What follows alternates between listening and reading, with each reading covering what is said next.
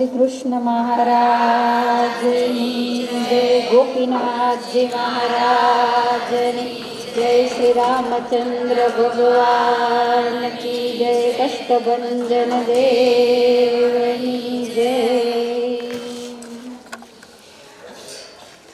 સર્વાવતારી આરાધ્ય દેવ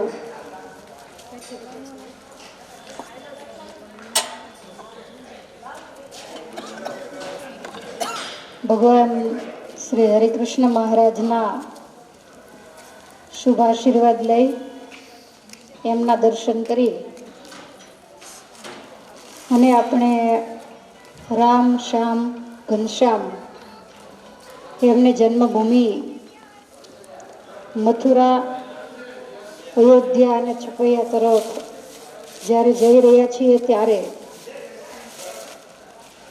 ગુજરાતની ધરતીને છોડ્યા પછી આપણે રાજસ્થાનની અંદર પ્રવેશ કર્યો. તો આમ જો ગણીએ તો આપણા ગામડાઓની અંદર રહેતા સત્સંગી હોય, બિન સત્સંગી હોય કે જે હોય તે, શહેરોમાં રહેતા હોય જે હોય તે, પણ આપણા સમાજમાં દેશભક્તિ અને સર્વ ધર્મ સમન્વય ઓછો જોવા મળે છે એવું મને દેખાય છે. દરેક વ્યક્તિ પોતપોતાના ધર્મનું ખેંચતા હોય, દરેક વ્યક્તિ પોતપોતાની જ્ઞાતિનું ખેંચતી હોય. હોવું જોઈએ, એનું માન સન્માન હોવું જ જોઈએ, પણ આપણે બધા હિન્દુ છીએ, આપણે બધા ભારતીય છીએ, એ ગૌરવ તો આપણને પહેલું હોવું જ જોઈએ. અને આપણે ગુજરાતની ધરતીનો સહજ છે કે આપણે ગુજરાતી છીએ એટલે આપણને ગૌરવ હોય જ.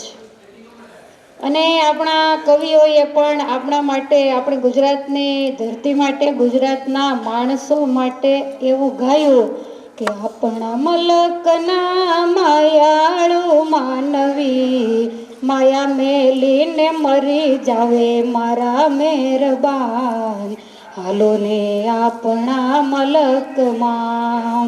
કાઠિયાવાડની, સૌરાષ્ટ્રની મહેમાન ગતિ વખણાય, પણ જ્યારે આપણે રાજસ્થાનની ધરતીમાં આ પદયાત્રિકોને અપાતો આવકારો જોયો ત્યારે આપણો ગર્વ ઓગળી ગયો છે.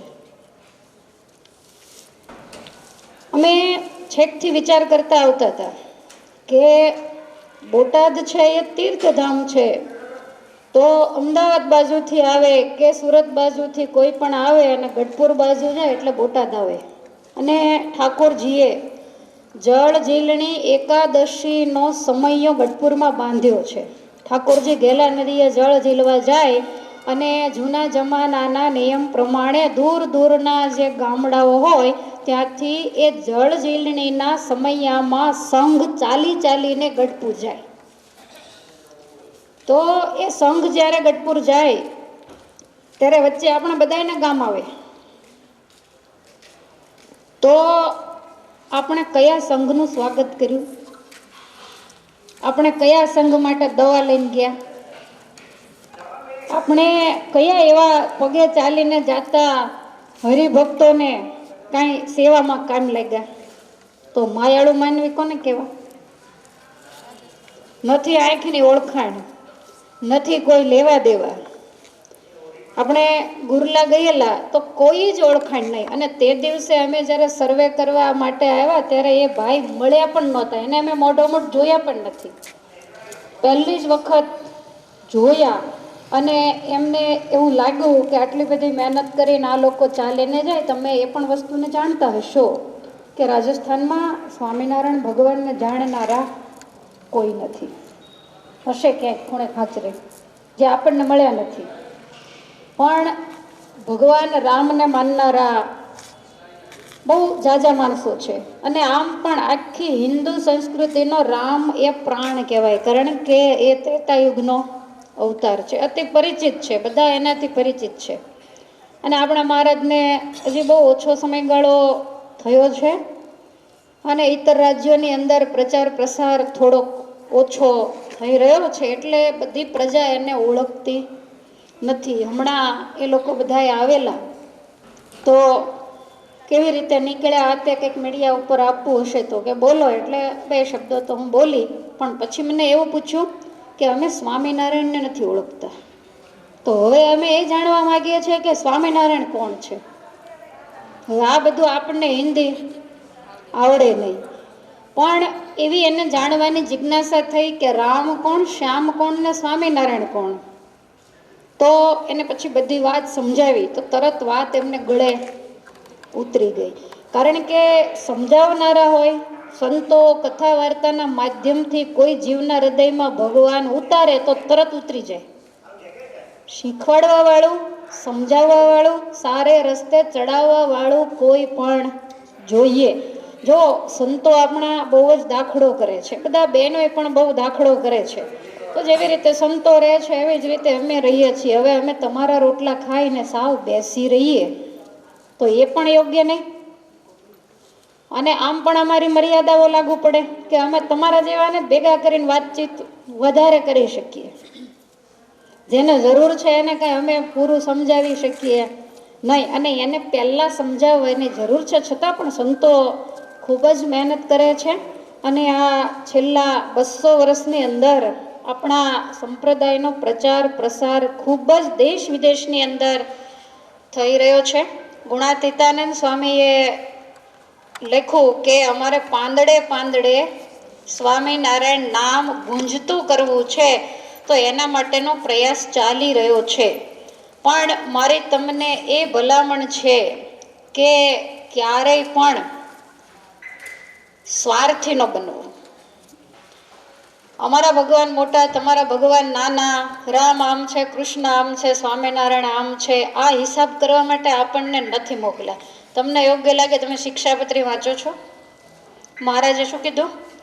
શિવાલયાધિક દેવ મંદિર આવે તો અમારા આશ્રિતોએ તે દેવના આદર થકી દર્શન કરવા. આપણે એટલું બધું તો નથી કરતા, મંદિરે જ્યાં જઈએ ત્યાં શિવાલય આવે દર્શન કરીએ નહીં, પણ કમસે કમ નમસ્કાર તો. એટલે મારો કહેવાનો મતલબ એવો છે કે આપણે બધાને માન સન્માન આપતા શીખીએ. કારણ કે આપણા ઈષ્ટદેવની ભાવના એવી હતી. ઠેક ઠેકાણે જુઓ તો કેટલા બધા શિવલિંગોની સ્થાપના પણ મહારાજે કરી છે, એમની આરતીઓ ઉતારી છે. ઠેક ઠેકાણે હનુમાનજી મહારાજ હશે તો એમની સ્થાપના પણ સંતોએ, મહારાજે વગેરે કરી છે. અને સર્વ ધર્મનો સમન્વય કરવાનું ખૂબ મોટામાં મોટું કામ આપણા ઈષ્ટદેવ ભગવાન શ્રી હરિએ કર્યું છે. એટલે આપણામાં સત્સંગ તો હોવો બહુ જરૂરી છે, પણ માનવ ધર્મ, સેવા ધર્મ હોવો પણ બહુ જ જરૂરી છે. મારું મારું, મારું તારું સૈયારું, મારું મારું સુવાંગ, આ વસ્તુની જરૂર બિલકુલ નથી. યાદ રાખો કે આજે આપણે અહીંયા આટલા મોટા ગ્રાઉન્ડની અંદર બહુ શાંતિથી માન સન્માન સાથે બેઠા છીએ, તો એ સન્માન ભગવાન મર્યાદા પુરુષોત્તમનું છે. કારણ કે 1 મહિના પહેલાં જ્યારે સર્વે કરવા માટે અમે આવ્યા, હવે 2 ગાડીઓ હતી અને કોઈ એવી નિશાનીઓ કાંઈ હોય ને, એટલે અમને અહીંયા ઘસીને ના પાડી કે ભગવાન રામના આશ્રિત સિવાય અમે કોઈ પણને અહીંયા ઉતારો દેતા નથી. પછી વાતચીત કરી કે ભાઈ અમે અયોધ્યા જ જઈએ છીએ તો અમે રામ જન્મભૂમિના દર્શન કરવાના છીએ. અને એમણે ફાઇનલ ન કીધું કે હા અમે ઉતારો આપીશું, એટલે અમે એને ઊભો મૂક્યો હતો. પછી ગઈકાલે અહીંયા આવવાનું નક્કી કર્યું, ત્યાર પહેલાં ફોન કર્યો, પણ ભગવાન હૃદયની અંદર વસ્યા એટલે એમણે કહ્યું કે અહીંયા તમારું સ્વાગત છે, તમે ભગવાન રામલલાને મળવા માટે જાઓ છો. તો આ જે સ્વાગત છે, જ્યાં જ્યાં ઉતારા છે, અહીંયા મેં તમને કહ્યું એમ સ્વામિનારાયણને કોઈ નથી ઓળખતું.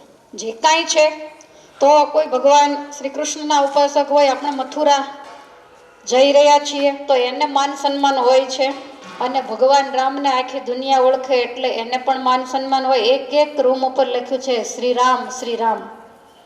અને આ રામદ્વારો મંદિર શાહપુરા જિલ્લો છે રાજસ્થાનનો, અને બહુ મોટું આ મંદિર ગણાય છે.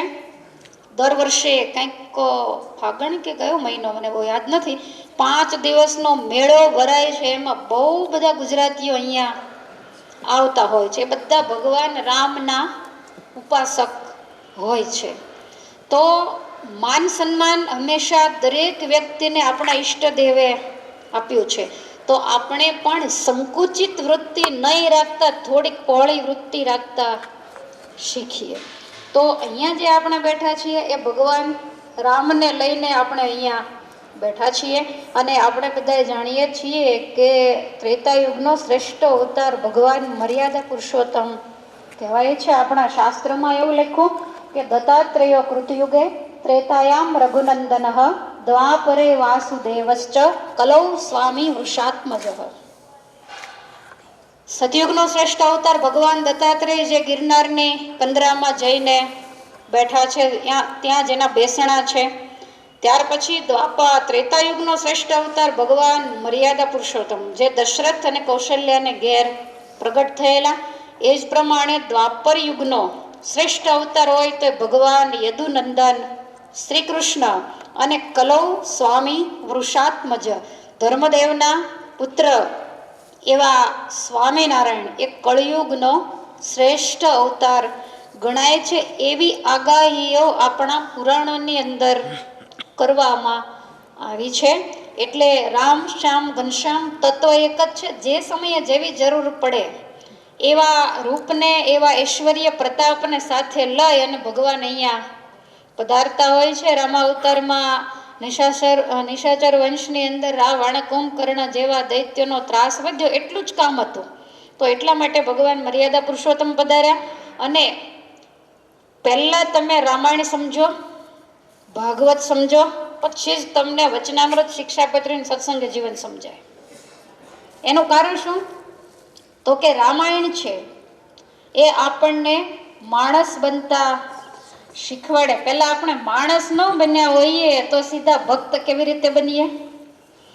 આપણા સંપ્રદાયમાં ઘણી જગ્યાએ એવું જોવા મળે છે. માનવતા નથી હોતી, ભગત બનીને બેઠા હોય છે. તમને વળે એમ થાય કે માનવતા એટલે શું? તો તમે જે ઘરની અંદર રહ્યા છો, જે સંસારમાં રહ્યા છો, જે પરિવારમાં, જે સમાજમાં રહ્યા છો, એની સાથે તમે હળી મળી અને રહ્યો. ઘરની અંદર બાપ દીકરો હોય તો એને કેમ રહેવાય, ભાઈ ભાઈ વચ્ચેના સંબંધો કેવા હોય, સાસુ વહુ વચ્ચેના સંબંધો કેવા હોય, દેરાણી જેઠાણી વચ્ચેના સંબંધો કેવા હોય, ગુરુ શિષ્ય વચ્ચેના સંબંધો કેવા હોય. તો આ બધું આપણને કોણ શીખવાડે છે? ભગવાન રામ શીખવાડે. સ્ત્રી અને પુરુષ એ બે વ્યક્તિ વચ્ચેના સંબંધ કેવા હોય એ આપણને રામાયણ શીખવાડે છે. અને એ રામાયણને આપણે ભૂલવા માંડ્યા છીએ. આજ દિવસ ઉગે ને કેટલા ઘર તૂટે છે, તમે સાંભળતા જ હશો. 2, 4, 5 દિવસ થાય, 5 મહિના થાય, અરે 2-5 વર્ષ થાય, નાના નાના બાળકો હોય ને તોય મેળા જામતો નથી અને ઘર તૂટે છે. અને પછી કહેવાય આપણે રામના વારસદાર. તો કહેવાનો મતલબ એ કે સીતાજી જ્યારે પરણીને આવ્યા ત્યારે એની ઉંમર ખાલી 6 વર્ષની હતી અને રામ ભગવાનની ઉંમર હતી 16 વર્ષની. 10 વર્ષનો ફેર હતો. હવે 6 વર્ષની દીકરીને વળાવી હશે એને દશરથ રાજાના રાજમાં આવડે શું? તમે કહો.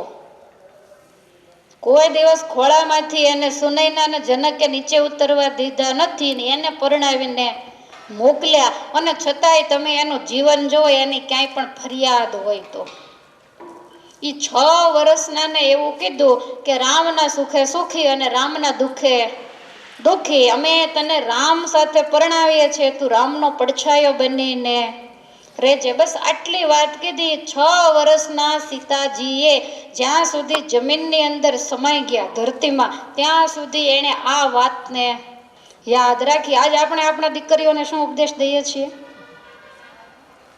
તને ન મેળ પડે તો તું તારે આવતી રહેજે, આપણે ઘર છે જ ને. એ કામ આજે આપણે કરીએ જે આપણને રામાયણ શીખવાડે છે. અને એટલે આપણા કવિએ એવું કહ્યું કે રઘુકુળ ભૂષણ રામનો ગાદી તણો તિલક હશે, આજ્ઞા પિતાની પાળવાએ વિકટવનમાં જઈ વસે, સુખો તજી વૈભવ તણા અને સીતા વસે સહવાસમાં, અમ દેશની એ આર્ય રમણી અમર છે ઇતિહાસમાં. વનવાસ કોને હતો? તમારે રામને વનવાસ પડ્યો, તમને એમ થાય કે તો થોડાક વર્ષ પિયર જઈ આવીએ. ખ્યાલ આવે છે? વનવાસ હતો રામને. રામે સમજાવ્યા, કૌશલ્યાજીએ સમજાવ્યા, દશરથજીએ પણ સમજાવ્યા કે તમારે વનમાં જવાની જરૂર નથી રામની સાથે લક્ષ્મણ જાશે, પણ છતાંય સીતાજીએ વિચાર્યું કે હું નહીં જાઉં તો અત્યારે તો ઠીક છે ત્રેતાયુગ છે, પણ કળિયુગની દશા શું થશે? રામને ને સીતાને કોઈ લેવા દેવા નહીં રે. પતિવ્રતાનો ધર્મ શું છે, એક સતી સ્ત્રીનો ધર્મ શું છે, તો એ ઉપદેશ આ સમાજને કોણ આપશે? આવો વિચારી અને સીતાજી 14 વર્ષ સુધી ભગવાનની સાથે ફર્યા. તો આ વસ્તુ આપણને રામાયણ શીખવાડે. સંસાર છે, સુખ અને દુઃખ તો આવ્યા જ કરે. તમને ખ્યાલ હશે કે પેલા વરરાજાને પોંખે ત્યારે પેલી ધૂસરી શું બતાવે? ધૂસરી બતાવે ને, તો એ એવું કે છે કે હવે તમે સંસારની અંદર જોડાવ છો તો જે પોંખવા વાળા હોય એ વરના સાસુ કે જે હોય તે એ એવું કે છે કે ધૂસરી છે એક બાજુ મારી દીકરીની કાંધ અને એક બાજુ તમારી કાંધ, સુખ અને દુઃખમાં હંમેશા સાથે રહેજો. દુઃખ પડે ત્યારે ભાગી નીકળવું, પછી ગમતું બંધ થઈ જાય, પછી છૂટા થઈ જવું, રૂપિયાની પાછળ દોડવું, એ આજનો આ સમાજ કરી રહ્યો છે, જેના ઉપર રામાયણે ચોકડી મૂકી છે. એટલા માટે રામાયણની બહુ જરૂર છે. તમારા ઘરમાં શું થાય કે ઝઘડા કજિયા કંકાસ થાય એટલે તમે શું કહો? રામાયણ થઈ. એને શું કરવા બદનામ કરો છો? જો રામાયણ થાય તો બેડો પાર થઈ જાય. એટલે આ રામ આપણને આ બધું શીખવાડે છે ને, એટલા માટે આપણે હિન્દુ સંસ્કૃતિની ધરોહર છે. અને તમે સાચા માણસ બનો. તમારા ઘરમાં કેમ રહેવાનું છે, તમારા મા બાપ કેટલા દુઃખી હોય છે, તમને ગમે છે?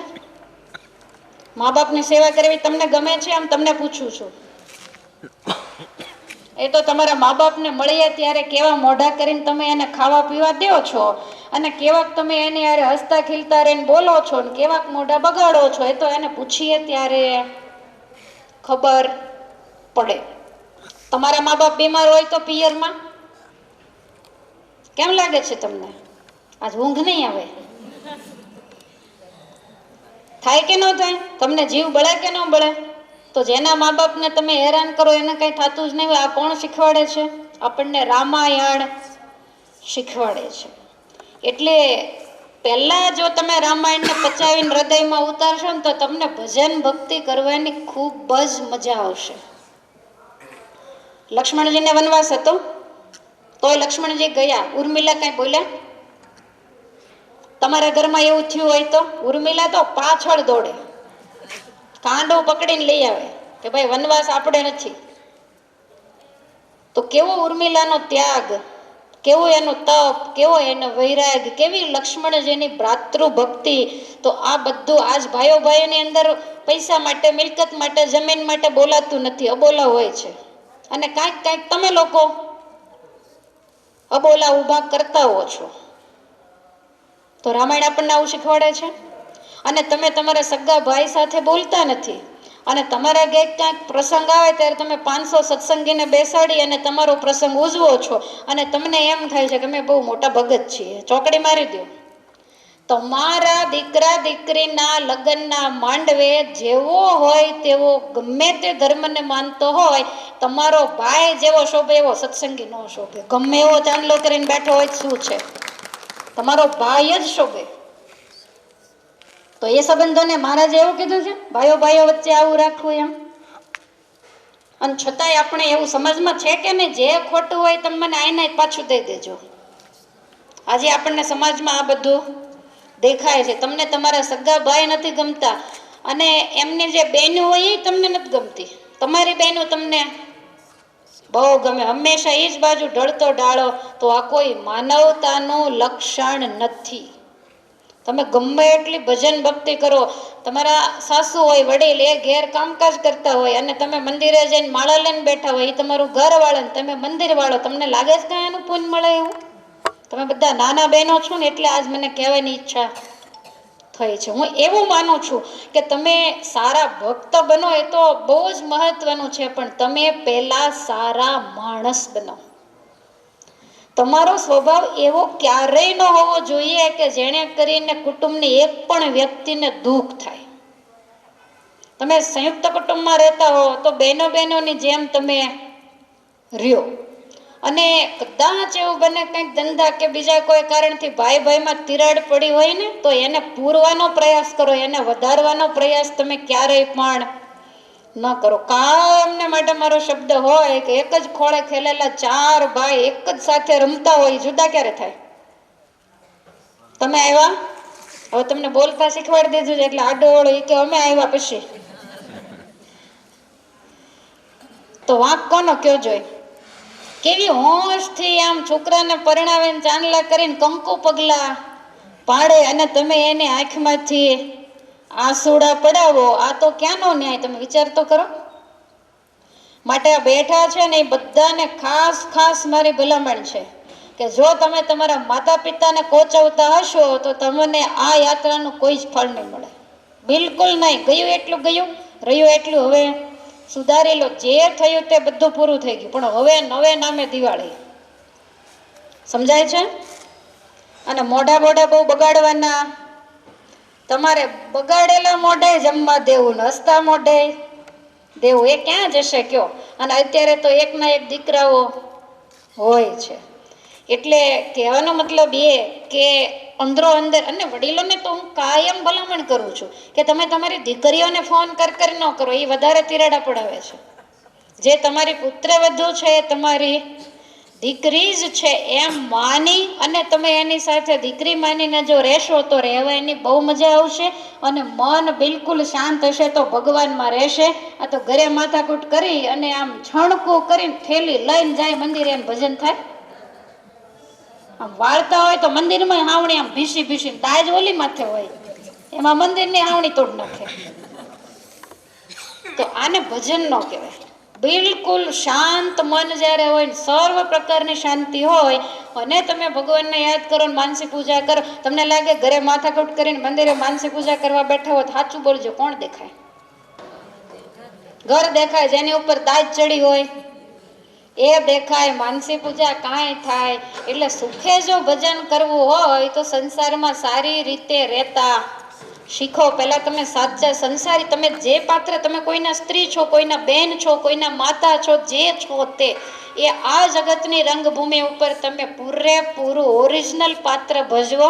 ધતિંગ બિલકુલ નહીં, દેખાવનું બિલકુલ નહીં. જેવા અંદર છો એવા જ તમે બહાર રહેશો તો તમારા મનની વૃત્તિ ભગવાનમાં રહેશે. એટલે જે વડીલો છે એને પણ ભલામણ છે કે તમારે પણ સુધારવાની જરૂર છે. છાનું છાનું ભેગું કરીને બહુઓથી છાનું માનું દીકરીઓ આવે તો દીધા કરતા હોય, આ તિરાડ જ પડ્યા નથી. અને એ વાત આપણને રામાયણ શીખવાડે. સતી સીતાજી સાસરે આવ્યા, અયોધ્યા પુરી ની માય, વહુ નહીં પણ દીકરી માની, સાચવે કૌશલ્યા માય, બનો સાસુ તો બનો એવા, હતા સતી સીતને જેવા. પછી અમને કે અમારા સાસુને કહેજો કૌશલ્યજીની જેમ, પણ તમે પેલા સીતા થાવ તો ઓલો ઓટોમેટિક કૌશલ્ય થઈ જાય. ખ્યાલ આવે? અને તમને લોકોને વળાવ્યા ત્યારે કીધું હશે ને, સસરા તમારા દશરથ જેવા અને સાસુ તમારા, પણ તમે સીતા થાવ તો સારું. એટલા માટે રામાયણ ગ્રંથ છે એ આપણી સંસ્કૃતિની ધરોહર છે. તમને આજ ન સમજાય તો પછી, પણ જ્યાં સુધી પરિવારમાં તમે કોઈની સાથે રાગ દ્વેષ રાખતા હશો, કોઈની સાથે અબોલાક જે કાંઈ વાંધા વિરોધ હશે, ત્યાં સુધી તમને ભજન ભક્તિની મજા નહીં આવે. અને તમે બીજ તો બહુ જ સારામાં સારું મોંઘામાં મોંઘું બિયારણ લાવીને વાવો છો, પણ યાદ રાખો તમે ખારા પાટમાં વાવો છો, એટલે એ ક્યારેય પણ ઉગવાનું નથી.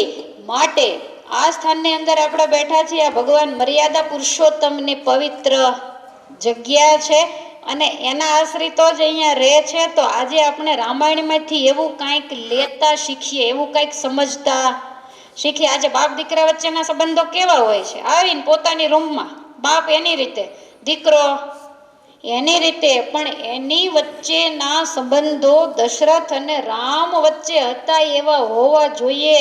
પિતાજીને જ્યારે કાને પડ્યું મારો રામ ગયો વનવાસ, દશરથ રાજાએ પ્રાણને છોડ્યા, જીવવાની તજી આશ, બનો પિતા તો બનો એવા, હતા રઘુનાથને જેવા. ખાલી એટલે જ સમાચાર મળ્યા કે રામ 14 વર્ષ હવે પાછા નહીં આવે. દશરથ રાજાએ શરીરને છોડી દીધું. તો આ બાપ અને દીકરા વચ્ચેનો સંબંધ છે, સ્ત્રી અને પુરુષ વચ્ચેનો સંબંધ કેવો એ આપણને રામાયણે શીખવાડ્યો. મૃગ મારી રામ મઢુલી આવે ને ન મળે સીતાનાર. હે સીત એમ પુકારે, આંખે આંસુડાની ધાર. બનો પતિ તો બનો એવા, હતા સતી સીતને જેવા. ભગવાન નહોતા એને નહોતી ખબર કે સીતાને કોણ લઈ ગયું છે, પણ ભગવાને શોક કર્યો જ ન હોત તો આ સંબંધોની અંદર ચોક્કસ તિરાડ પડે. એટલે એને ખબર હતી. તમે ગાવો છો ને, રામ રૂવે લક્ષ્મણ શું છાના રવા મોટા ભાઈ. પછી એવું કોણે કીધું? બીજી પરણાવશું સુંદરી. આ વાત રામાયણ કાળમાં ક્યાંય જ ન આવે. કારણ કે તમને ખ્યાલ હશે કે સીતાજીનો ત્યાગ કર્યા પછી ભગવાન હજારો વર્ષ સુધી આ ધરતી ઉપર રહ્યા. ભગવાનને વિચાર થયો કે અશ્વમેઘ યજ્ઞ કરવો છે, એટલે વશિષ્ઠ ગુરુ કહે છે કે એકલા ન થાય, સજોડે બેસવું પડે. એટલે તમે તો રાજા છો, તમારા પિતાને પણ ઘણા રાણીઓ હતા, એટલે તમારે બીજા લગ્ન કરવા પડે. અને ભગવાને ચોખ્ખા શબ્દોમાં ના પાડી કે મારે એક પત્ની વ્રત છે. અને સીતાજીની સુવર્ણની મૂર્તિ બનાવીને બાજુમાં બેસાડીને ભગવાને અશ્વમેઘ યજ્ઞ કર્યો. તો આ આપણને કોણ શીખવાડે છે? રામાયણ શીખવાડે છે. બાકી આજ તો તમે જુઓ, એકાદા બબ્બે દીકરાઓ હોય તોય ક્યાં કોની સાથે વાત કરવી, કોની સાથે શું બોલવું, કોઈ વિવેક આજના સમાજને રહ્યા. કોઈ એવું ન વિચારે. ભૂલ યુવાની અવસ્થામાં જ થાય.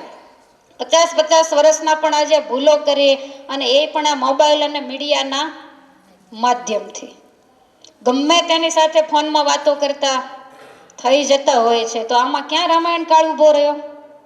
આમાં સત્સંગી જીવન શું કામ કરે? પહેલા આની જરૂર છે. એ બધું કર્યા પછી તમે મોટા ભક્ત થાઓ, જાજી માળાઓ ફેરવો, સાધુ સંતોની સાથે ફરો, જે તમારે કરવું હોય એ કરો, સમર્પિત થઈ જાઓ, તોય અમે બહુ રાજી જ છીએ.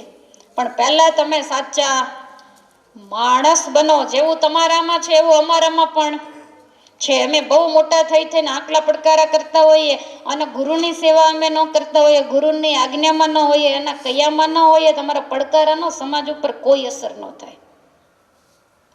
એટલે ખાસ હવે તમે ઊંઘી જાઓ ત્યાર પહેલા મારી તમને એ ભલામણ છે કે ભગવાન રામના દ્વારે જ્યારે બેઠા છીએ અને ભગવાન રામને જ્યારે મળવા જઈ રહ્યા છીએ, ત્યારે આપણે રામના ચરણમાં એવી પ્રાર્થના કરીએ કે અમારું જીવન પહેલા તો દિવ્ય બને, બધાની સાથેના જે સંબંધો છે એ દિવ્ય બને. અમને ક્યારેય કોઈની સાથે રાગ, દ્વેષ, વેર વૃત્તિ, ઈર્ષા આવું કાંઈ પણ રહે નહીં. બધાના પ્રત્યે અમે સમાન ભાવ રાખતા શીખીએ. આ રૂડા ગુણ તમે અમને જો એ ભગવાન આપશો તો અમે તમારી કંઈક 5 માળા ફેરવી, 5 નામ લીધા એ ચોક્કસથી સાર્થક થશે. તો ભગવાન સર્વ કોઈને એવી સદબુદ્ધિ આપે, અમને પણ એવી દ્રષ્ટિ આપે કે આખી દુનિયા આપણો વસુદેવ કુટુંબકમની આ જે સંસ્કૃતિ છે, બધું એક જ આપણું કુટુંબ છે, એવી ભાવનાથી હંમેશા જીવવાનું હોય. એટલે પરિવારમાં તો ક્યારેય વેર કે રાગ દ્વેષ રખાય અહીં થોડી આંગળી ઊંચી કરાવે, કોણ આવું કરે છે, નહીંતર હમણાં પટોપટ નામ મંડું દેવા. લગભગ બધાના જીવનમાં કાંઈક ભૂલો તો થતી જ હોય છે. માટે એ ભૂલોને સુધારવા માટે આપણે યાત્રા માટે નીકળ્યા છીએ. તમારા સાસુઓને પણ એવું હોય કે બહેનોની સાથે 2 મહિના રહેતો કંઈક સુધરીને, એવું કદાચ આશા રાખીને તમને મોકલ્યા હોય તો એમની આશા ઉપર પાણી બિલકુલ ફેરવશો નહીં, એવી મારી તમને ભલામણ છે. અને ભગવાન તમને એવી સદબુદ્ધિ આપે એવી પણ હું ભગવાનના ચરણમાં પ્રાર્થના કરું છું. અને ભજન ભક્તિ પણ ખાલી માણસ બનો એમ નહીં, પણ આપણે તો ભક્ત બનીને છેલ્લો ફેરો કરીને ભગવાનના ચરણ સુધી પણ પહોંચવાનું છે. એટલે ભજન ભક્તિ પણ સાચા ભાવથી કરો, દુનિયાને દેખાડવા માટે બિલકુલ નહીં. મોટા ભગત દેખાઈને કાંઈ થવાનું નથી, પણ ભગવાન સુધી આપણી ભક્તિ પહોંચે એવું અમારામાં પણ એવું હોય. માની લો કે તમે મંદિર આવો ત્યારે અમે બેઠા બેઠા મોબાઈલ જોતા હોય, પછી દાદરે કંઈક ખખડે તો અમે મોબાઈલ એક વાર મૂકીને આંખ્યું વેચીને બેસીએ, તો શું સિંહાસન વાળો નથી દેખતો? તમને છેતરી શકાય, ઠાકોરજીને કોઈ છેતરી શકતો. એટલે આપણને જો વધારેમાં વધારે કાંઈ નડતું હોય તો એ આપણો સ્વભાવ નડે છે. કોઈ વસ્તુ નથી એનો અભાવ આપણને બિલકુલ નથી નડતો, કારણ કે બંગલાવાળાને જે સુખ નથી એ ઝૂંપડાવાળાને પણ સુખ છે. એટલે નડવાનું શું આપણને આપણો બીજા કોઈનો. ઘણા એમ કે અમારા ઘરમાં ફલાણાનો સ્વભાવ આવો, ફલાણાનો સ્વભાવ આવો, પણ તમે બધાના સ્વભાવ સાથે સ્વભાવ મેચ કરીને જો રહેશો તો કાંઈ જ વાંધો આવવાનો. કઈનો સ્વભાવ કેવો હતો? મેચ કર્યું ને. કઈકઈએ રામને વનવાસ આપ્યો તો કઈકઈ અને કૌશલ્યની વચ્ચે તો રાગ દ્વેષ હોવા જોઈએ કે ન હોવા જોઈએ? કૌશલ્યએ ના પાડી તારે વન જવાનું નથી, આ કે મારા પિતાએ કીધું છે. તો કે તારા પિતાએ કીધું છે તો તારા પિતા અયોધ્યાના રાજા છે તો અડધું અયોધ્યા મારું છે, હું અયોધ્યાની મહારાણી છું, માટે હું ના પાડી દઉં, હું કહું છું નથી જવાનું. ત્યારે ભગવાન ધીમે રહીને એટલું બોલ્યા કે માં કઈકઈએ કહ્યું છે. એટલે કૌશલ્યાએ તરત જ કીધું કે વન છે ને એ જ તારા માટે અયોધ્યા છે, માટે જા, તારી માતા કઈકઈએ કીધું હોય તો તું સુખેથી વનમાં જા. તરત જ રજા આપી દીધી. તમે વિચારો અંદરો અંદરના સંબંધો કેવા હશે. તો આ વસ્તુ આપણને રામાયણ શીખવાડે છે. માટે તમારા બાળકો હોય, ઘણાને એવી અધોગતિ હોય, બાળકો બિચારા તાળા મારી મારીને તમે મંદિરે વૈયા જાઓ, સભાઈમાં વૈયા જાઓ, અને બાળકો ટ્યુશનમાંથી સ્કૂલેથી આવીને આખી શેરીઓમાં પાણીના બાટલા પીતા પીતા આંટા મારતા હોય. ખાવાનું હોય ને પછી શું કરે કયો જોઈ?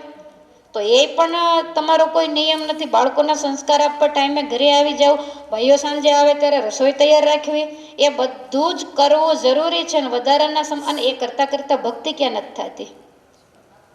એટલે તમે છપૈયાની પદયાત્રામાં જ્યારે આવ્યા છો ત્યારે મારી પવિત્ર ફરજ છે કે પહેલાં તમને સાચા માણસ બનાવવા અને પછી તમને ભક્ત બનાવવા. તમે તમારી જાતને બહુ સારા જ ભક્ત માની રહ્યા છો, પણ એવા જ તમે સારા માણસ બનો એવી હું ભગવાનને પ્રાર્થના કરું છું. જેટલી તમારી ફરજમાં આવે એટલું સામેવાળાની ફરજમાં પણ આવે જ છે. એ કોઈ ખાટી ગયા નથી, એની તો બહુ મોટી ફરજ છે. એણે પોતાના માતા પિતા હોય, ભાઈઓ હોય, નાની નાની વસ્તુઓ માટે માથાકૂટો જે થતી હોય એ કોઈ માણસનું લક્ષણ નથી. ખાલી તિલક ચાંદલાથી કાંઈ પૂરું થઈ જતું નથી. ઘણી વખત તિલક ચાંદલા હોય ને મોઢામાં ડૂચાવો પણ ભરતા હોય તો એ કાંઈ કોઈ સજ્જન પુરુષનો લક્ષણ નથી. માટે બધાએ સમજવાની ખૂબ જ જરૂર છે.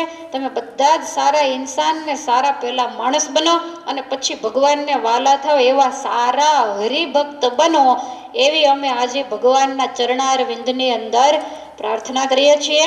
અને જ્યારે આપણે ભગવાન રામના દરબારમાં બેઠા છીએ ત્યારે, કારણ કે આ વાત હું તમને દર વખતે ભાઈઓ કેમ રહેવું, આણે કેમ રહેવું કહું જ છું. એટલે મેં 2-3 પાત્રો કહીને કામ પતાવી દીધું છે. તમારે 4 વાગે પાછું કે 5 વાગે, કેટલા વાગે ચાલતા થશો? 4 વાગે તો વહેલા નીકળવાનું છે તમારે. એટલે આપણે બહુ લાંબી ચર્ચામાં ઉતરતા નથી, પણ જ્યારે આપણે ભગવાન રામના દરબારમાં બેઠા છીએ તો ભગવાન રામને અતિ વાલા એવા ભક્ત કોણ હતા ખબર છે તમને? હનુમાનજી મહારાજ ભગવાનને અતિશય વાલા હતા. તો એ હનુમાનજી મહારાજનું સ્મરણ કરીએ એટલે ભગવાન પણ રાજી થાય.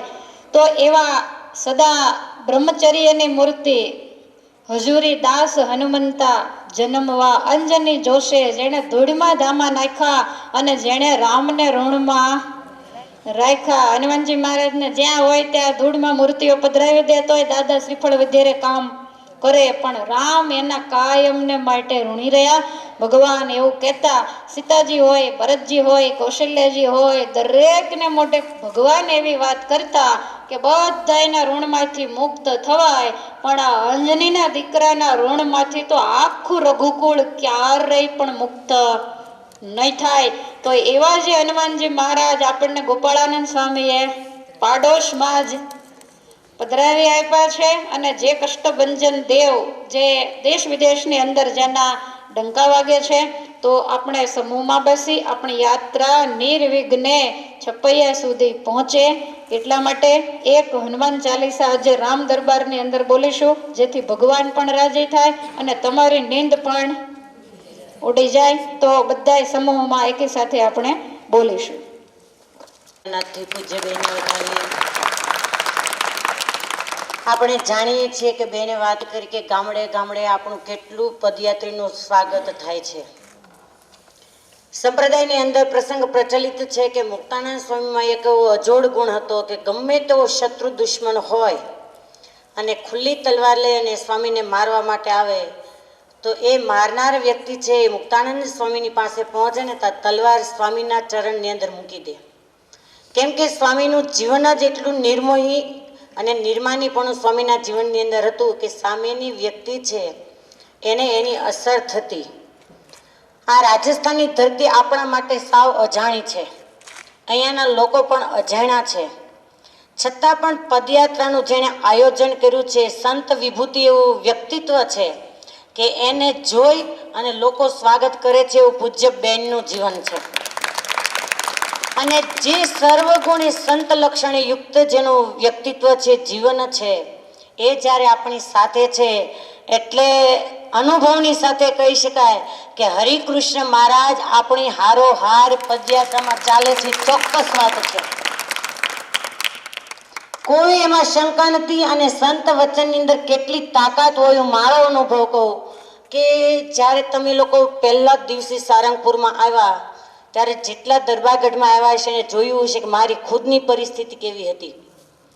મેં એવું નહોતું ધાર્યું કે હું છપૈયાની પદયાત્રા કરી શકીશ. રિપોર્ટો પણ હતા કે ટાઇફોઇડની અસર છે, બોટલો ચડતી હતી. પણ પછી મારાથી ખૂબ જ રડાઈ ગયું. ત્યારે બેને એમ કીધું, અમે કીધું કે બેન મહારાજને પ્રાર્થના કરજો, અમે અમદાવાદ પહોંચી જઈએ, ભેગા થઈ જઈને સારું થઈ જાય. ત્યારે બેન એટલું બોલ્યા કે અમદાવાદ પહેલાં તને મહારાજ લઈ આવશે. અને કમિયાળા અમે ભેગા થઈ ગયા. આ પરચો નહીં તો બીજું શું. આ સંત વચનની અંદર તાકાત છે. અને એક વાત ખાસ યાદ રાખજો કે કોઈના 50 વર્ષ 60 વર્ષ આપણને ખબર નથી કે આપણી આયુષ્ય કેટલી છે. આખા જીવનની અંદર વધારેમાં વધારે સમય જો ભજન માટે મળવાનો હોય એ અત્યારે આપણને પદયાત્રામાં મળી રહ્યો છે. અને જેટલું બને એટલું ભજન આપણે કરી શકીએ એવો સમય છે. જેટલા આપણા વિડીયો જોયે છે ને બધા એમ કહે છે કે આવી યાત્રા તો મેં ક્યાંય જોઈ જ નથી. કોઈને થાક પણ નથી અને તડકે ચાલવાનું પણ નથી અને આરામ પણ છે. એટલે પુનઃ પૂજ્યબેનને જોરદાર તાલીઓના નાદથી વધાવી આપણે હનુમાનજી મહારાજ છે આપણા કુળદેવ એ હનુમાન ચાલીસા તરફ જઈશું. બોલો કષ્ટભંજન દેવ શ્રી ગુરુ ચરણ સરોજ રજ નિજ મન મુકુર સુધારી બરનૌ રઘુબર બિમલ જસુ જો દાયક ફલ ચારી बुद्धिहीन तनु जानिके सुमिरो पवन कुमार बल बुद्धि विद्या देहु मोहि हरहु कलेश विकार जय हनुमान ज्ञान गुण सागर जय कपीस तिहु लोक उजागर रामदूत अतुलित बल धामा अंजनी पुत्र पवन सुत नामा महावीर विक्रम बजरंगी कुमति निवार सुमति के संग कंचन बरन विराज सुबेसा कानन कुंडल कुंचित के हाथ वज्र और ध्वजा विराज कांधे मौज जनेऊ शंकर सुवन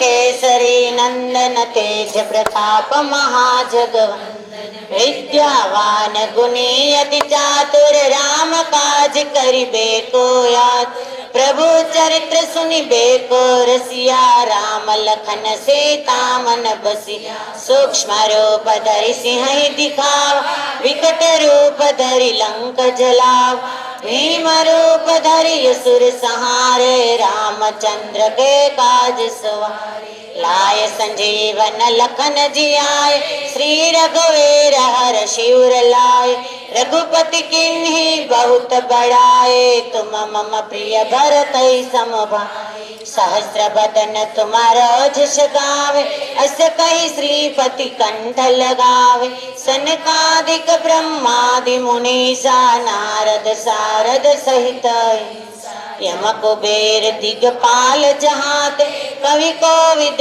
कहि सके कहात तुम उपकार सुग्रीव ही कीन्हा राम मिलाए तुम्हारो मंत्र विभीषण माना, लंकेश्वर भय सब जग जान। जुग सहस्र जो जन पर भानो, लील्यो ताहि मधुर फल जानो। प्रभु मोत्रिका मिली मुख माए, जल दिलादि गए अचरज नाय। दुर्गम काज जगत के जेते, सुगम अनुग्रह तुम्हारे तेते। राम दुआरे तुम रखवारे, होत न आज्ञा बिनु पैसार। सब सुख लहे तुम्हारी शरणा, तुम रक्षक काहू को डरना। आपन तेज सहारो आवे, तीनों लोक हाँकते कापे। भूत पिशाच निकट नहीं आवे, महावीर जब नाम सुनावे। नासे रोग हरे सब पीरा, जपत निरंतर हनुमंत बीर। संकट से हनुमान छुड़ावे, मन कर्म वचन ध्यान जो लावे। सब पर राम तपस्वी राजा, तिनके काज सकल तुम साजा। और मनोरथ जो कोई लावे, सोई अमित जीवन फल पावे। चारों युग परताप तुम्हारा, है प्रसिद्ध जगत उजियार। साधु संत के तुम रखवार, असुर निकंदन राम दुलारे। अष्ट सिद्धि नवनिधि के दाता, असबर दीन जानकी माता।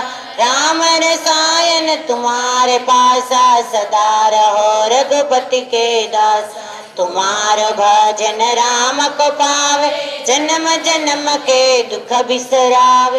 अंत काल रघुबरपुर जाई, जहाँ जन्म हरि भक्त कहाई। और देवता चित्तन धरई, हनुमंत से ही सर्व सुख करे। संकट कटे मिटे सब पीरा, जो सुमिरे हनुमंत बलवीरा।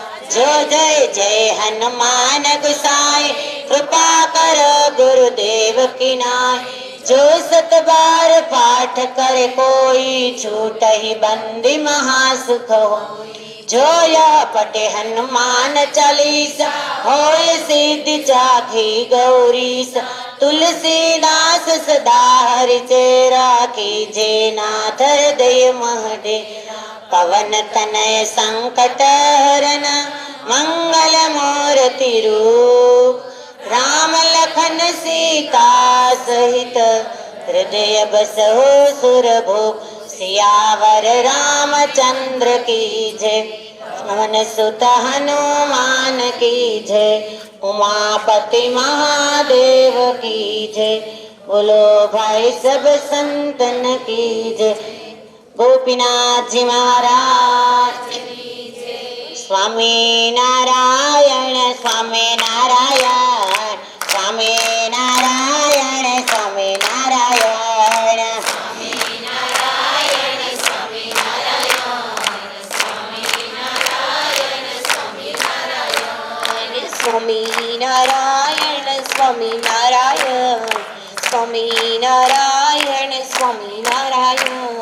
स्वामी नारायण स्वामी नारायण, स्वामी नारायण स्वामी नारायण। स्वामी नारायण स्वामी नारायण, स्वामी नारायण स्वामी नारायण। स्वामी नारायण स्वामी नारायण, स्वामी नारायण स्वामी नारायण। स्वामी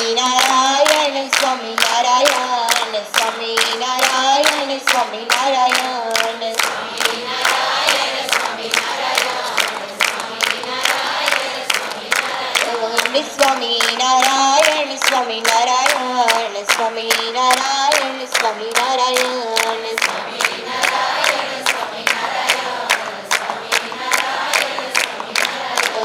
स्वामी नारायण स्वामी नारायण, स्वामी नारायण स्वामी नारायण। स्वामी नारायण स्वामी नारायण, स्वामी नारायण स्वामी नारायण। स्वामी नारायण स्वामी नारायण, स्वामी नारायण स्वामी नारायण।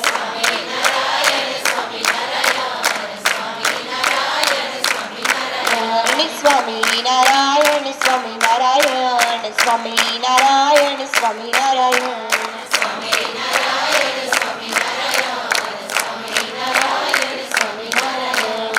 સહજાનંદ સ્વામી મહારાજ